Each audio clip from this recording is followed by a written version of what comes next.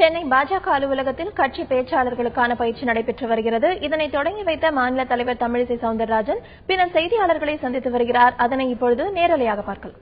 மன்றத்தினால் தடை செய்யப்பட்டு மறுபடியும் உள்ளாட்சி தேர்தல் நடந்த வரலாறெல்லாம் தமிழகத்தில் இருக்கிறது.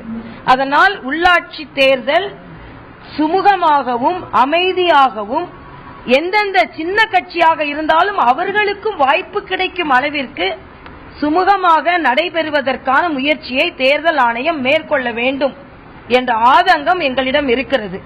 ஆனால் எத்தகைய சூழ்நிலையிலும் சவாலாக அதை சந்தித்து பாரதிய ஜனதா கட்சி இந்த தேர்தலை சந்திக்கும்.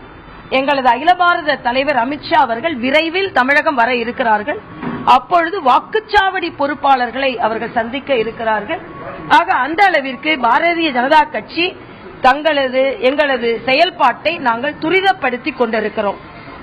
தமிழகத்தை பொறுத்தமட்டில் இன்று பல போராட்டங்கள் நடைபெறுகிறது என்றால் பெண்களுக்கு பாதுகாப்பில்லை.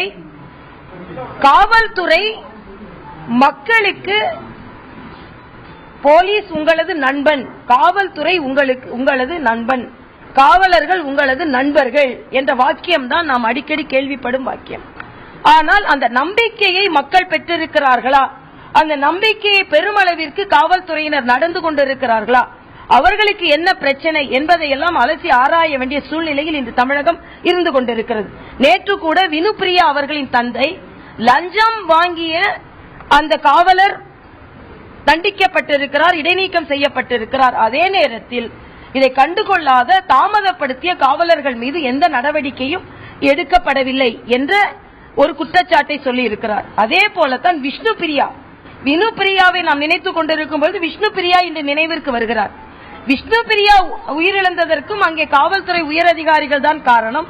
அவர்கள் மீது என்ன நடவடிக்கை எடுக்கப்பட்டது? ஆக ஒரு சம்பவம் நடைபெறும் பொழுது அதை உறக்க பேசிவிட்டு அதை அப்படியே மறக்க விடுவது இங்கே தமிழகத்தில் ஒரு பழக்கமாக இருந்து கொண்டிருக்கிறது. அதனால் காவல் பணியிடங்கள் அத்தனையும் நிரப்பப்பட வேண்டும். காவலர்கள் மக்களின் நம்பிக்கை உரியவர்களாக மாற வேண்டும். மக்களுக்கு பாதுகாப்பாக உணர்கிறோம் என்ற எண்ணம் தமிழகத்தில் வர வேண்டும். இன்று வரை தமிழகத்தில் ஒரு அச்ச உணர்வு ஏற்படுகிறது. எல்லாவற்றிற்கும் மேலாக இந்த இணையதளங்களை கட்டுப்படுத்துவதற்கு ஏதாவது ஒரு வழிமுறையை தமிழக காவல்துறை பின்பற்ற வேண்டும். ஏனென்றால் ஒரு இடத்தில் சென்று நாம் புகார் செய்தால் இல்லை நீங்கள் சைபர் கிரைமுக்கு போங்கன்றாங்க. சைபர் கிரைமுக்கு போனா அதை முடக்குவதில் காலதாமதமாகும் என்று சொல்கிறார்கள். இதே வினுப்பிரியாவின் முகநூல் 20 நாட்களாக முடக்கப்படும் என்று சொல்லி அந்த குழந்தையை எந்த படம் பயமுறுத்தி கொண்டிருந்ததோ, அச்சப்படுத்த வைத்ததோ, அதே படம் மறுபடியும் தோன்றி இருக்கிறது. ஆனால் அவள் இறந்தவுடன் அந்த முகநூல் முடக்கப்பட்டிருக்கிறது.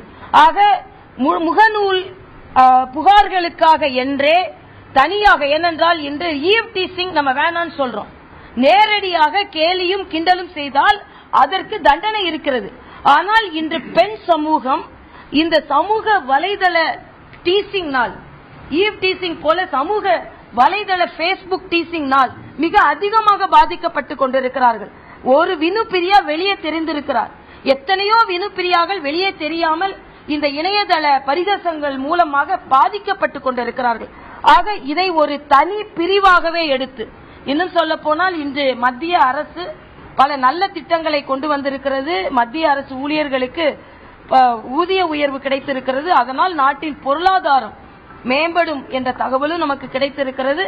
எல்லாவற்றையும் விட முக்கியமாக பெண்கள் கூட மருந்தகங்களாக இருக்கலாம், திரையரங்குகளாக இருக்கலாம், அலுவலகங்களாக இருக்கலாம், மார்க்கெட்டுகளாக இருக்கலாம், 24 மணி நேரமும் செயலாற்ற முடியும் என்ற ஒரு சட்டம் இப்பொழுது மத்திய அரசினால் கொண்டு வரப்பட்டிருக்கிறது.